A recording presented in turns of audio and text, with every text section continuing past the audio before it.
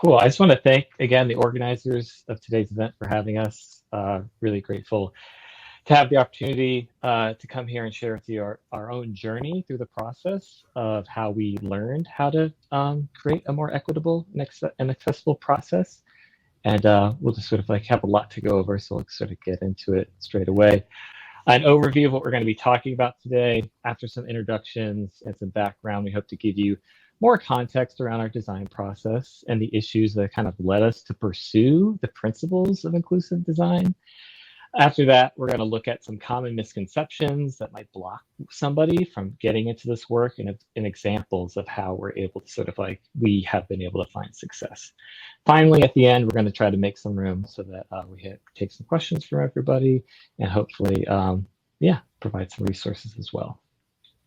So just a little bit about both of us and why it takes two people to talk about inclusive design. Annabelle and I have different backgrounds that focus and span design operations and user experience design. My name is Jesse. I'm the design director of operations here at Exygy. My focus is on design systems, which means creating the building blocks that the rest of the team uses in order to design and build products. The goal of these design systems is to deliver consistent user experiences for as many people as possible. Some of the products that I've been lucky enough to work on over the course of the last few years are Bloom, which is an affordable housing platform in the Bay Area, and also a redesign for the city of Oakland that focuses the whole website around city services and how those can better meet its residents. And today, as far as like inclusive design, I'm going to be focusing on the parts that have to do with web accessibility. Cool, thanks, Jesse.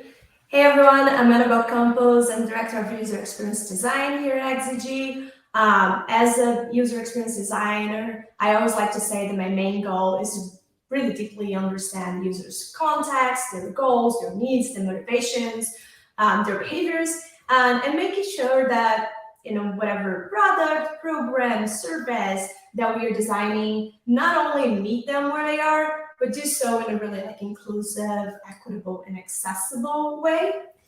Some of the projects that I have been working on recently are a resource hub for the Gender Equity Unit at the Johns Hopkins Bloomberg School of Public Health. Also conducting a user needs assessment for the climate change and adaptation website of the Office of Planning and Research of the state of California. And today I'll be kind of talking a little bit more kind of higher level inclusive and equity design practices. Great. And so now I'll sort of talk through a little bit about Exygy. A little bit of a disclaimer here. So we're on this journey with you. We have by no means perfected any of the things we're going to be talking about today. What we're going to be talking through is a series of partnerships, collaborations, and experiments. And our hope is that we can share this experience and perhaps some of what we've learned about our journey and pass on some additional resources that are hopefully going to meet you where you are on your own journeys. And with that, I'll get into a little bit about Exygy. So what we like to say is we consistently partner with impact organizations and design and build technology that improves lives. In the beginning, as a company, we're primarily focused in the Bay Area, and over the course of the last 3 years, we've become a fully remote company with members of the team across the country. Since our inception, we've been trying to define exactly what inclusive innovation means. And today we're going to focus on our own story as a product design company. And our hope is to show you how we've evolved inclusive design into a shared process and by effect into the solutions that we're delivering for our clients and for our end users. And with that, I'll pass things off to Annabelle. Thanks, Jesse. So let's talk a little bit about the state of things in the design and more generally in the product development world today. What are some of the processes that we're used to using?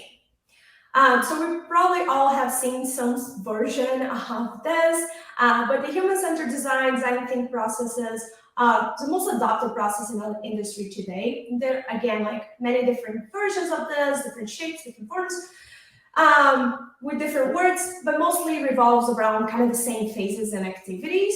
So start by empathizing with your users, the users that you're designing for. You might be conducting some type of like discovery work, research, maybe user interviews, focus groups, doing market research. The goal there is to uncover users, again, needs, goals, motivations, and then from there, kind of really defining your problem statement based on the findings, right? Then once you do have like a problem statement and you know what's the problem that you're trying to solve, move into a more like ideation phase, coming up with a lot of different ways of solving for the problem statement, and maybe converging in a couple of different ways only, prototyping some of that, validating with the users, maybe conducting some user tests. And then after you have validated some of those solutions, you actually move into designing the final solution, right? Implementing the design, and hopefully after that design and the product is live, you continue analyzing metrics to understand how like users are using the product. So that means that in that process, there are a couple of specific moments where users are invited to participate. Might be invited in the beginning as object of the research. They might also be invited back to test out a couple of the solutions. And then at the end, you might, collect some metrics to understand their behavior or how they're actually using the product. But that means that the users are, again, involved in some phases, mostly to share, validate solutions. They're not really invited to think about the solutions with designers, right? So it's important to notice that the premise of the process, human-centered design process, is that the roles of the designer and the users are very different. So the designer, for example, is normally removed from the problem, right? Not in all products, but in a lot of them, they don't experience the problem that they're trying to solve for, right? So they need to understand and empathize and study users. But then they are the ones that are actually the experts to solve the users' problems. And then the users, on the other hand, the user is the one that experiences the problem, and they need to share and help because they can't really solve the problem themselves, right? So thinking about that, you can see that there's some like limitations of human-centered design. And the first, the obvious one is that the users are not active decision makers in that process. Again, they might influence decisions by participating in research. They don't really make the decisions themselves. And because of that, the design decisions are made usually by designers, or some of them obviously product people or engineers. But normally designers who in the product development industry, they're often of a similar race, similar ethnicity, similar gender, socioeconomic class, education level. So it's not a very diverse group of people making decisions for everyone else. That might also lead to like reproducing some inequitable power relationships. If the designer, again, is the one that is the expert, that needs to research the user, then they carry the power of like asking the questions, driving interviews, synthesizing the results, coming up with solutions. Which then leads to, it results in digital problems that are still created from the designer's point of view, and they might carry any biases that not only come from like biases the designer carries, but also come from the process of not having a very diverse group of people designing for everyone. But the human impact of social issues calls for an intentional process. Because we work in the social impact space, we design digital experiences that touch the lives of really vulnerable communities, right? And of a lot of people. So it becomes really important that we question a little bit of that process as kind of the ultimate design solution. And then we try to create or incorporate a process that is a little bit more intentional at being more inclusive and equitable. And that's where inclusive design comes into the picture. So let's talk a little bit about that. Microsoft has this definition that we really like about inclusive design, that it enables and draws on the full range of the human diversity. But still, what is inclusive design? Inclusive design stands on three main principles. First one, recognizing exclusion. So be more intentional about recognizing exclusion. Mapping out who's being left out of decisions and solutions and creating opportunities to include them in the process. The second pillar is inviting people with lived experiences to the table.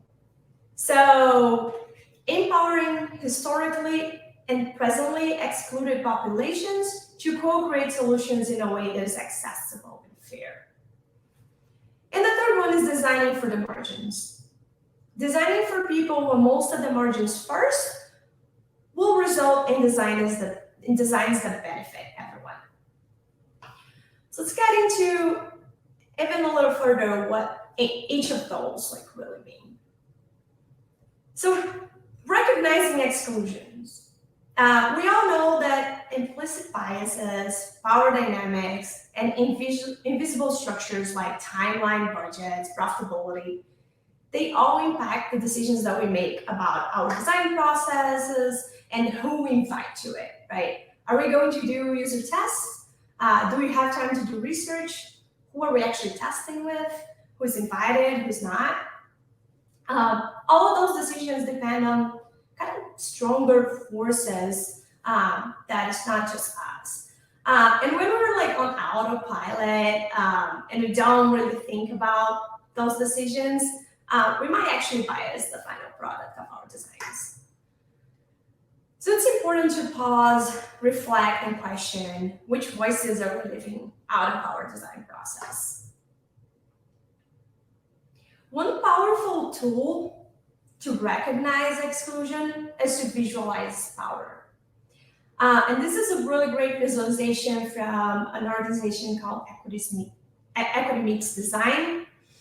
But the idea here is to look at your team, at your research participants, at your stakeholders, look at your users, and visualize which of these categories are unbalanced right now. Do we have more people with light or dark skin? Do we have more male or females? Do we have more college educated, more English first, so on and so forth. Visualizing power helps us be a little bit more intentional about who we need to invite to our process. And we'll have like more deeper examples of how that comes to play in the design process. The second principle is to invite people with lived experiences to the table.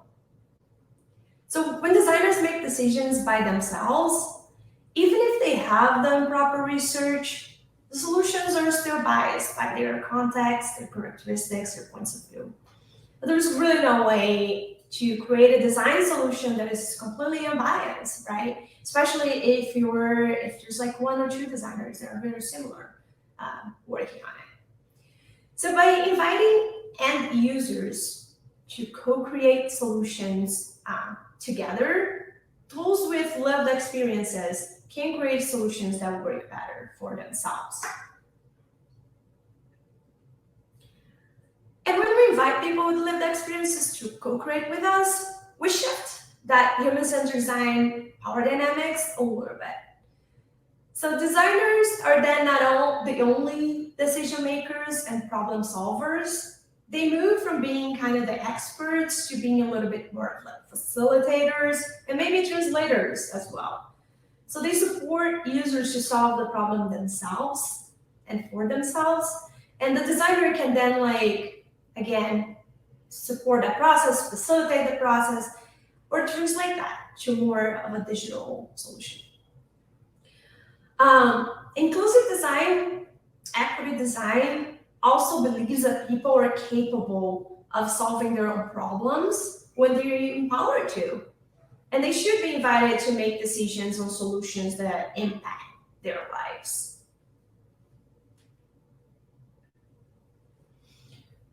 The third design principle is the idea of designing for the margins. If we want to design for inclusivity, we need to design first for those who have the biggest barrier to access. If we design for them, we can then design for everyone else. And Justin will talk a little bit more about this concept and illustrate how this might translate to digital products and accessibility. Thanks, Annabelle. I'll start with some examples from Bay Area history. So in the early 70s in Berkeley, a group of residents who used wheelchairs decided to take action about a glaring urban design issue. So at the time, there was no easy way for someone in a wheelchair to simply move from a sidewalk and into the street in a downtown environment. So the group took it upon itself to buy some cement and physically create a ramp that would ease their transition from the sidewalk into the street. The experiment ended up becoming so popular that a couple of years later, in 1972, the city adopted this practice into law, and now we have these things called curb cuts within every major city in the US. The resulting phenomenon became known as the curb cut effect, and this is when a feature that was originally designed for a community with a really specific disability eventually comes to serve a larger and larger group of people. In the original curb cut effect, something that was designed to help wheelchair users can now be utilized by people such as parents with strollers, delivery drivers, cyclists, and people using skateboards. So this all kind of brings us and fast forwards us into web accessibility. And so as product designers, our goal is to deliver a consistent user experiences for everybody. It's sort of one of the tenets of the things that we do. And what I want to spend some time talking about today is how we design products and services for people with disabilities. And like the original curb cut effect, how doing so, we end up creating benefits for everyone. So what is accessibility and who is it originally designed for? So to be specific, there are 4 categories of disability. Those are visual, hearing, physical, and cognitive. Each of these disability types requires a different set of design principles in order to deliver improved experiences to meet the specific needs of each of those communities. And I'll take some time to kind of briefly walk through all 4 of them and kind of answer some questions. One, what is the range of experiences that we are trying to serve? How large is the group that is affected by the permanent disability? And what can we do as designers to meet the needs specifically for each of those groups? So we'll start with visual disabilities. My own experience working with people with visual disabilities has shown me that having a visual disability doesn't mean that you're blind. You know, this is a spectrum of experience and a range of visual disabilities that can range from mild to moderate and eventually in only some instances to complete blindness. And we define visual disabilities that include all of these experiences, from low vision to anything like color blindness. The number of people affected in the world grows to 28% of the population.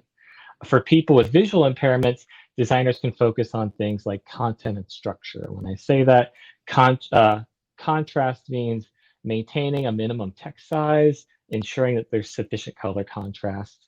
And then when it comes to structure, it's important to create clean and consistent layouts that users can freely zoom in and out of, depending on their ability. Next, there is hearing loss. And so like people with visual disabilities, people with hearing loss can have lived experiences along a spectrum from mild to profound. And when you include all of these auditory disabilities across the spectrum, and the number of people affected is as high as 5% of the world's population. And we need to, again, adjust principles. And with folks with hearing disabilities, we need to focus on things that provide alternate feedback when there's audio present. And a common example of this is closed caption on video, right? Next up is our physical disabilities. Physical disabilities can include, again, another wide range of limited mobility and dexterity experiences. And when you consider this full range of disabilities, the number of people affected in the US alone is 18%. The primary design principle that helps meet the needs of this community is operability. And this is something that could be addressed by designers for designing for folks who don't necessarily use a mouse and keyboard, like traditional means of operating a computer, and any other form of assistive technology. We'll get into the details about that in a minute. And then finally, we have cognitive disorders. These can be defined as anybody who might have a range of experiences which affect their memory, their learning, their concentration. And for this community, it represents about 8 million people in the US. And for these individuals, principles of organization and presenting things as simple tasks, step-by-step processes, all of those things are going to allow people to focus on the task at hand and actually have safer and more consistent experiences. If we take a step back and remember the curb cut effect, we can start to see how accessible websites and the products that we develop can work better for everyone, not just for folks with permanent disabilities. Microsoft's own work in this area points out that at some point in our lives, everyone is going to benefit from the principles that we just outlined. That's because over time in our daily lives, we each experience what is referred to as either temporary disabilities or situational limitations. So examples of temporary disabilities can include anyone who's like sprained your wrist, broken your arm, anyone who's forgotten their glasses or their contact lenses. All of those constitute temporary disabilities.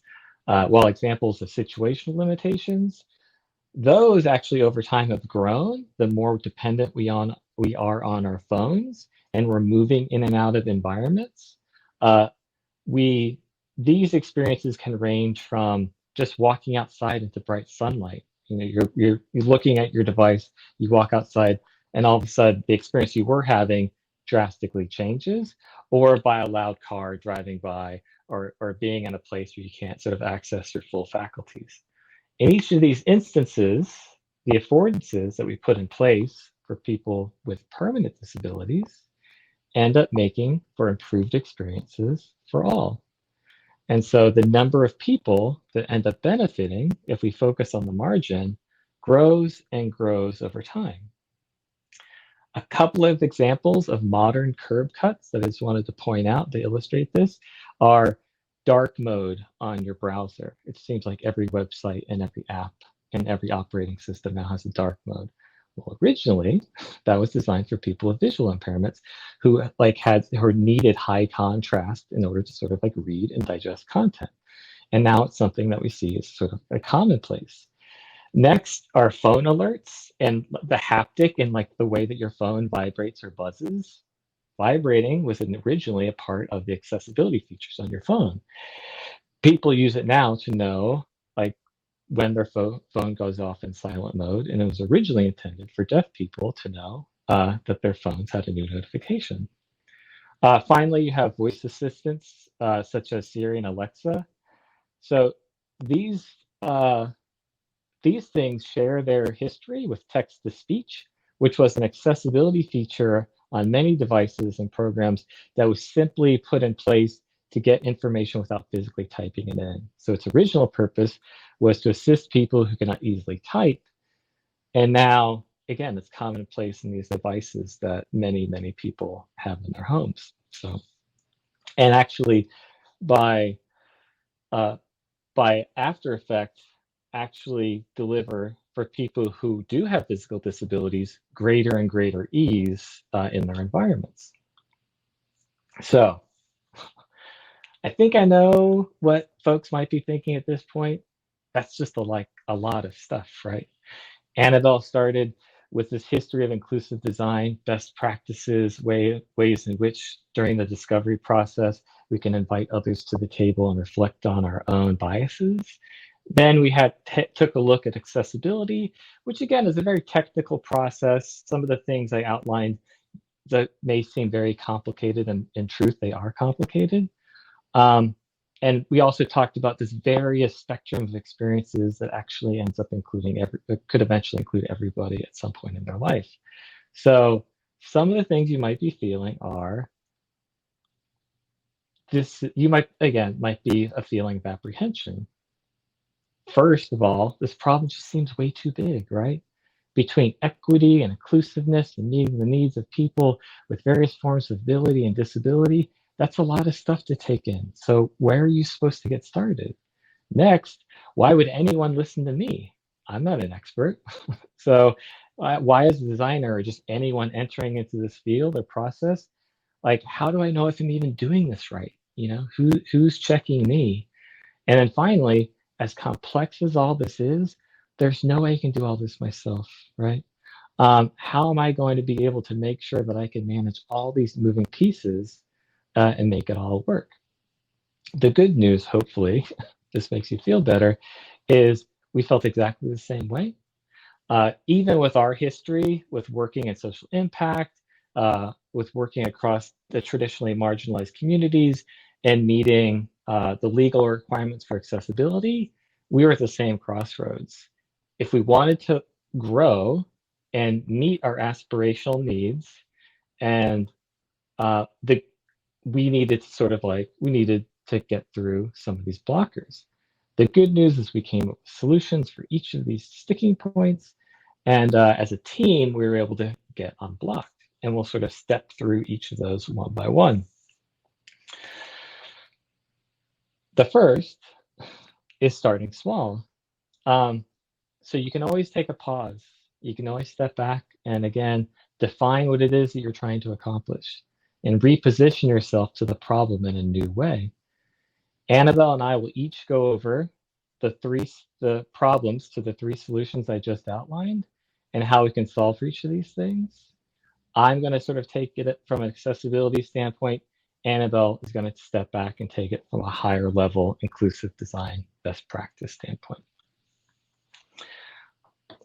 So as we approach it from accessibility perspective, the first thing we want to do is start by creating a single source of truth for all of the information that's sort of like coming in to us.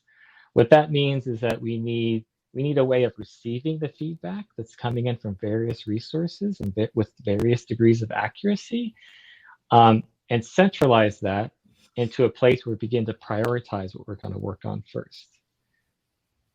We start this process with a tool called Wave, which is a browser plugin. And this is something that anybody on the team can use at any level of maturity of the application and with any level of technical ability. All you have to do is enter a web URL, and with one click, you get a summary report of all the accessibility issues that are present on the site. What's great about the tool is it does this in a way where it wants to educate you, right? It just doesn't give you a bunch of high-level information. There's information about each issue, where it comes from, and how it kind of trickles up to the original WCAG guidelines. And it also highlights what's really critical versus things that are sort of like nice to have and of lower importance. And again, we'll provide links to all of these tools with the deck afterwards. Finally, the second piece is writing all of this stuff down in one place, right? An example of this that's in the screenshot is the audit that we conducted for the city of Oakland. And what this does is allows us to organize everything and provides your team with transparency and coming up with a roadmap of how you might eventually prioritize these efforts in a way where you're meeting the most immediate needs first. Awesome, thanks, Jesse. So from a higher level inclusive design practices, one of the things that we started to implement, thinking about like starting small, is this reflection period before projects and like more specifically research starts. We kind of think all the audience that we were working with and map out who is most at the margins to prioritize them.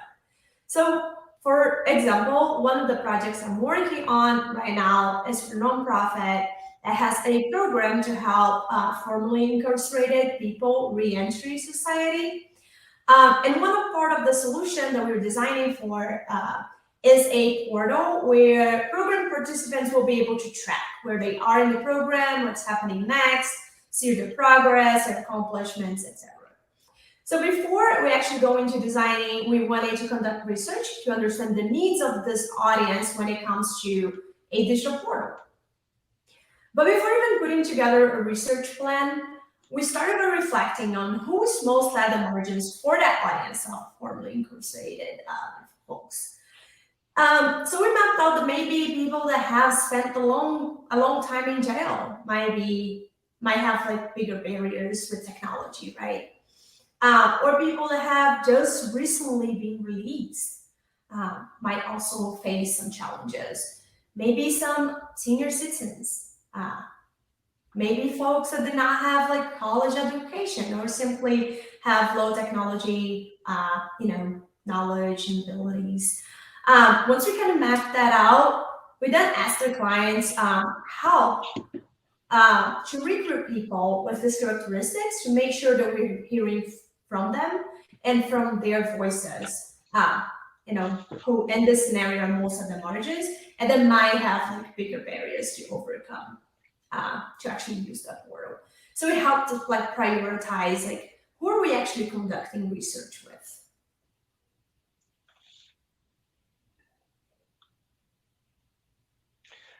All right, next up is addressing the idea that you may not be an expert. The truth is, you probably are not.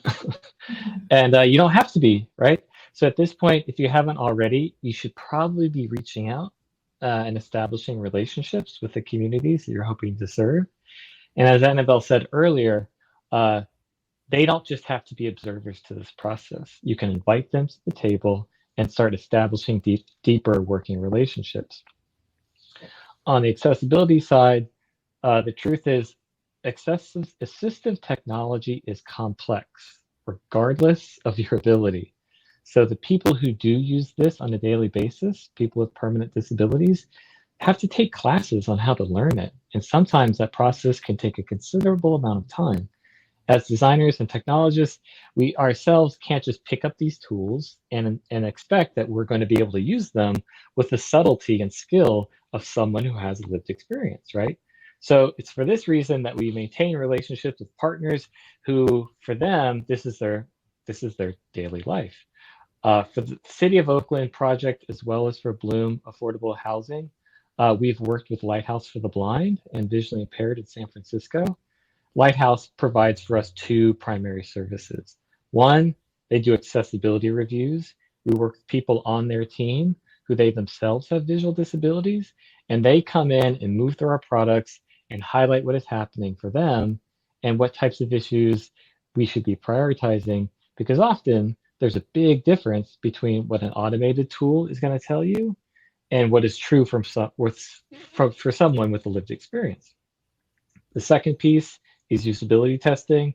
We do usability testing. It's part of our process.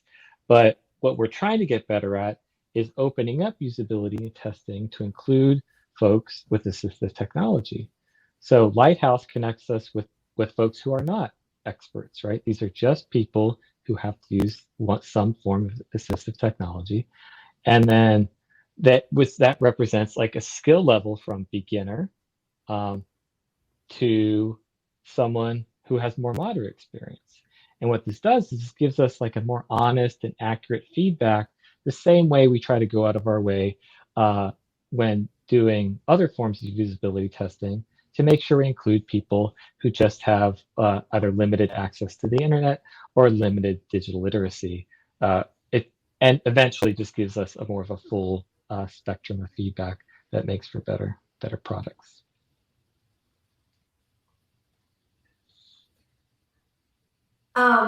Yeah, on that idea again of like not needing to be the expert, again, going back to inviting the community, who are the experts with lived experiences to the table and to co-create with you. So going back to the example that I mentioned about designing portals for the formerly incarcerated, reentry program participants, when it was time to actually design the portal for them, we didn't want to go to our corner and think about a solution for them. Again, our team doesn't have the lived experience. They have the lived experience. So we wanted to invite them to be part of that creation process and design with us. So a couple of things that I wanted to share that was helpful in that process of co-creation with the community. One was finding a liaison between us and the community to help us design the co-creation workshop. It's a little meta, and so they helped us design the design workshop. But mostly we had a lot of sessions with this person to help review the workshop agenda, review the plans that we had, materials. We got a lot of really good feedback on activities around, is this accessible? Is the language here respectful? Are there any needs of the community that we might not be seeing, that we might not be aware of? How can we communicate things in a really clear, simple way? Which tools should we use, right, for a co-design workshop? Know that a lot of times there's tools out there like Miro that might still be a barrier for some communities. So understanding which tool is a better tool for your audience, that person can kind of help, and can also on the flip side go back to the community and kind of build a little bit of credibility for us as we're entering that community as well. The second thing is we also created a co-design session where everyone was invited not only to contribute with ideas or vote on ideas, choose ideas, right? Which is something that I think we have done a lot of times with a lot of clients of let's do brainstorming or paper sketching. But this time we really wanted them to help design this solution with us. So to make sure that the session was as accessible as possible to this audience, we first actually used Google Slides, because that was kind of something that everyone was a little bit more familiar with than any other tool. So we went with that tool, and we also created this little toolkit that you can see here at the bottom with really simple shapes and visual elements that you might see on a digital product. And what we did there was, as participants had, they had already diverged and converged, and they had one or two ideas that they were really excited about, but were still a little half-baked, and we wanted them to kind of talk more about it and visualize it. So as they were discussing what that idea might look like, a designer was the one responsible for moving elements around a screen to create some sort of low fidelity wireframes based on what they were discussing. So as they were I think there should be some way for the user to see their progress, and the designer would move something that looks like a stepper, and they should see where they are in the process, and the designer then is turning some of those into green. So in that way, participants were actually almost the brains behind the solution, and the designer was a little bit of their tool, right? So that really made it possible for participants to create and visualize a design, obviously not a high fidelity design in any way, but some sort of design, even though they're not experts in using design tools as designers are, right? So they really functioned. Their role was really kind of solution creators, while the designer was a a little bit more of like the tool that they use to create a design. Finally, there's this idea that you can't do it yourself. This should be good news. So on the accessibility side of things, we know we needed to find someone who is going to, we thought we needed somebody who's going to drive as much of this work themselves and they needed to have a complex skill set. But instead, we realized that in order to be successful, we were going to need to make this a shared responsibility across the whole of the team. So this is how we are trying to do this on the Bloom Affordable Housing platform. This kind of maps to the process that Annabelle showed in the very beginning. There's a process that has a beginning and then it moves into iteration.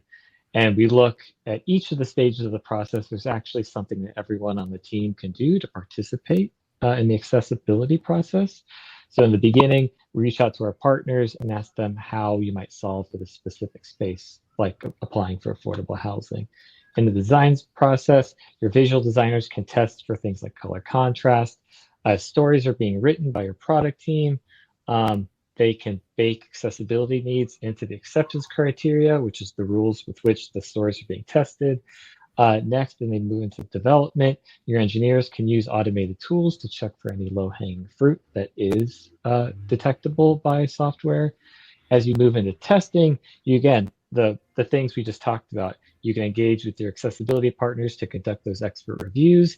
And finally, a partner should be able to connect, that partner should be able to connect you with users and help you conduct usability tests where you have folks who are using assistive technology. And taken together, this should produce a more balanced design process, which ultimately leads to more delightful user experiences for everyone.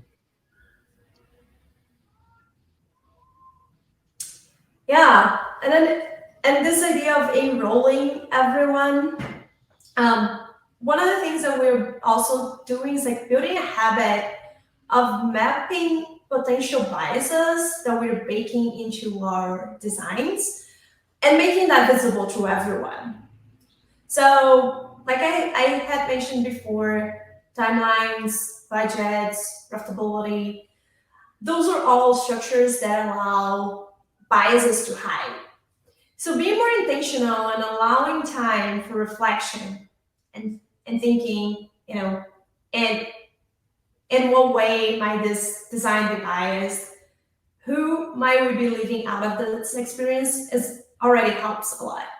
So for example, on the project, again, that I mentioned with formerly incarcerated users, we realized that something as simple as asking users to create an account to apply for that program might actually leave some users out.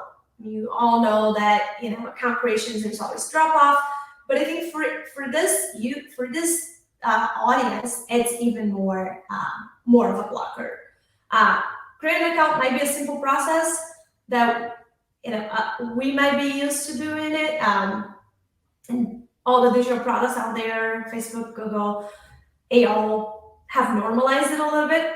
But again, when you're talking about vulnerable populations, like people that have spent the last 20, 30 years in jail, they might not, have an email, or they might not really know how to use that email, or know exactly how to confirm their email, go back to the application. That might just be a barrier for them, a bigger barrier for them. So once we kind of map that out, the second thing here is coming up with a mitigation plan for that, right? So if we are adding some bias in our design and we're leaving someone out, how might we mitigate that? So for example, for us, that meant allowing users to send their application in another low-tech way. So for example, on the account creation page, we had a message like, you don't want to create an account? No problem. You can download a paper application here, complete it, and send it over email or by mail. And then finally, we kind of share all that with our clients and our stakeholders. You know, talking to them that we're adding that mitigation strategy because we think that some segment of your users might be left out with this decision of requiring email and account creation. And then we recommended that we also continue to track metrics to understand how many people are dropping off at that stage, how many people are downloading the paper application, to see if we need to continue improving and evolving the product, right? So just sharing that helped everyone be on the same page and understand like what potential biases we might be baking into our designs and what are the mitigation strategies that we're using. Okay, so in summary, we have some takeaways for everybody, just to sort of like go through everything we just talked about, the lessons learned that we can keep in mind as everyone like begins to dig into this a little bit further is starting small. There's just a lot of stuff to take on. And if you have time to define and reflect and reposition yourself, you can begin to align your expectations about what you can begin to accomplish. Next up, yeah, inviting real people. This is not something you need to be an expert at from day one. We want to take ourselves out of this hero role and into that role of host. And finally, yeah, we just want to start enrolling as many people as possible into this process so there's no bottlenecks. This is something that should be a shared responsibility with everyone picking up some piece of this process so they're all involved.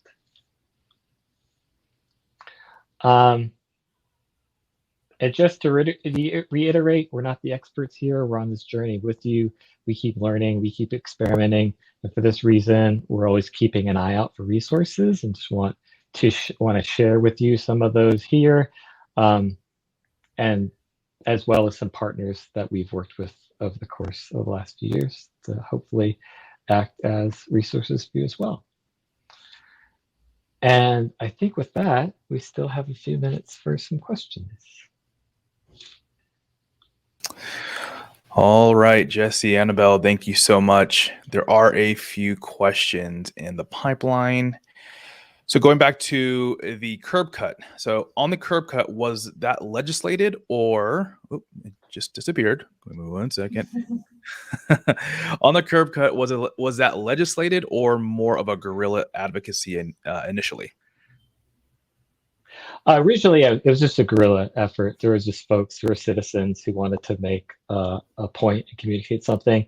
And but it was actually just a year, maybe just a year, if not two, where it actually became legislation and was sort of signed into something that was, actionable.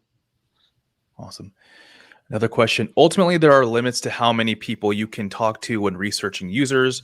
Are there rules of thumb you use that can help scope? How do you avoid tokenization and or not getting a broad enough sample? Yeah, that's a great question. I think, again, like what I mentioned, like really having that time in the beginning to plan, right? Even if you don't have like a lot of time to talk to a lot of people, just having that time to like really go into like who is most of the margins of your audience, right? Is it, is it like more related to education level? Is it more related to ethnicity, age? So really kind of holding that in, and that's like a workshop that you could even do with like clients, for example, or the stakeholders, to map out, because again, according, if you follow the idea of the curb cut effect, if you do understand like, who is that audience and that segment of the audience that is most of the margins, you don't need to talk to everyone else, right? You can think about those like situational disabilities or temporary disabilities that Jesse talked about and think like, well, solving for them actually solve for everyone else. So we don't necessarily need to talk to a lot of people, hopefully. Perfect. Jesse, anything to add to that? No, I think that's right. Like, there are these sort of different rules of thumb as far as making sure you get a spectrum of users, but yeah, it should be based on analytics and the specific problems you're trying to solve in that domain. Awesome. Another question here. Can you please share the info about the add-on tool for site accessibility info? Yeah, that's included. The Wave plugin is included in the deck. Perfect. Have you ever experienced any pushback / challenges to building buy-in internally and externally to adopt inclusive and accessible design principles? I'll start real quick. I think what I've seen is everybody wants to do it, but they really want to know what you're doing. So like, because this thing's like same thing we're just talking about, like that seems like a lot, and they want to know what you're going to do. And so I found myself really having to be very explicit in like the things we're going to do on a weekly basis, so that people can see how budgets are being spent and what the byproducts are, and which is completely fair, right? The thing I think that we found that helps that is actually introducing as quickly as possible stakeholders to partners to make sure that they're beginning to build that empathy and sort of have those relationships, and actually do these screen shares. We actually experience what they experience, right? Like they'll actually take you to the website themselves and they'll show you what the screen reader sees. And it seems like those gestures of transparency and empathy building go a long way to sort of building trust and getting through a lot of those blockers. Perfect. Yeah, and just adding a little bit to that, yeah, there's always a little bit of pushback. I think sometimes it takes a little bit of courage, to be honest, and like kind of bring some of those things to like the forefront of everyone's like minds. So like I mentioned, kind of make the bias like visible to everyone. There's this one client that I have worked with, and we're like pushing hard to kind of do a little bit more research with, like the Black community or people of color, and they were like, oh yeah, but like if we look at our audience and the audience on the database, like our users are mostly white. I'm like, is that by design, right? Right. Oh, is it really that you're not designing, like, is it really that your audience is not like people of color, or that right now your design is leaving those folks out? So like really kind of asking those questions, and having the space, building the relationships to actually be able to ask those questions, like helps a lot. Perfect. All right, another question here. Does your team have experience implementing design justice principles into your daily practice? I know that we can. I would love to like kind of poke more and understand more like what do you mean about that. But I think just going back to what Jesse said, no, we're not really the experts again in this. We have a lot of experts that we look up to and that we learn from and that we test and experiment with some of the things that they say. But yeah, we're learners, so we're learning this. All right, this next question is specifically for Jesse. Jesse, you mentioned budgets. Mm-hmm. How you have those conversations initially with clients, since it seems like addressing these issues can take significant investment. Well, I'll invite Annabelle to help me with this question too. But I think that some of this stuff we just sort of bake in, right? It's like if you're going to work with Exygy, this is what we do. We sort of do it. There are more significant things you do that you do have to kind of like get buy-in from. And so I think a lot of that is offering options up front. And so that, again, there's a boilerplate that we'll just do regardless of it, because legally we want to make sure that we're ensuring consistent experiences. And then otherwise, it's some of the things we talked about earlier, right? Like whenever possible, if there's a curiosity or interest, we'll do a presentation just talking about what the options are. This, again, like I showed with the diagram with like the whole process, you don't take it all on. You can kind of take pieces of it on, and depending on the maturity and domain and problems you're trying to solve, different pieces might be of a higher priority to you. So again, it's a custom solution based on what people's needs are, but there is some modicum of this stuff that you can sort of our goal is to bake it in so it just is our process, and then enhance again based on the specific problems we're trying to solve, or if people come to us with a request. Annabelle, anything to add to that? Yeah, I think I was going to add that one thing that helps is like kind of help clients or stakeholders make those decisions as well, not just budget decisions. So, for example, when Jesse was talking about like the permanent disabilities, temporary disabilities, situational disabilities, right? That's the one way of like showing like we're actually getting more people if we focus on this, like solving this problem for this, for this segment will actually give you more users. So that should be in your benefit. So kind of shifting those mindsets, I think helps a little bit. Yeah, that's all I wanted to add. Yeah. And figure out if they believe in the goal, right? Yeah. Then this is just the solution, right? If that's what you're trying to accomplish, I want to provide consistent user experiences to everybody. Yeah. Well, this is how you do it, right? This is the cost of that. Yeah. Mm-hmm. All right.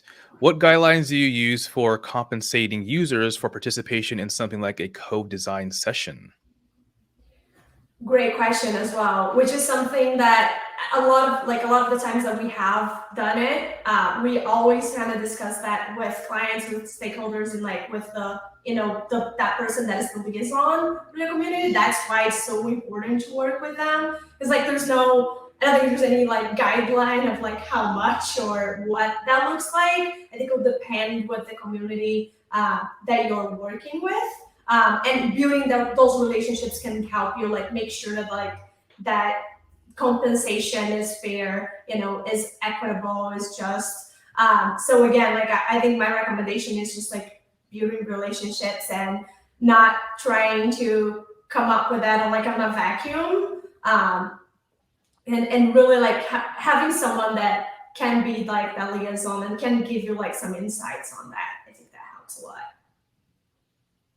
And on the accessibility side of things, Lighthouse actually gives they set those rates, and we take that on as part of the compensation, and we pay those individuals separately as part of a rate that the partner gives us. Perfect. Well, all right. So there are no other questions in the pipeline right now. So I'm only speaking just to delay, just in case somebody else has a question that they want to put in there. You're very good at that. Yeah, there is no more. Talking very, very slowly and deliberately. Okay, so there's nothing else in the pipeline right now. So we'll give everybody back a minute of their day. Jesse, Annabelle, thank you so much for this session. Ton of great insights. I'm sure the audience got a lot out of this. As a reminder to attendees, you will receive a recording of the webinar as well as a slide deck. So we'll shoot that over to you as soon as we can. Thank you all, and we'll see you next time. Take care. Thank you. Thanks. Bye. Bye.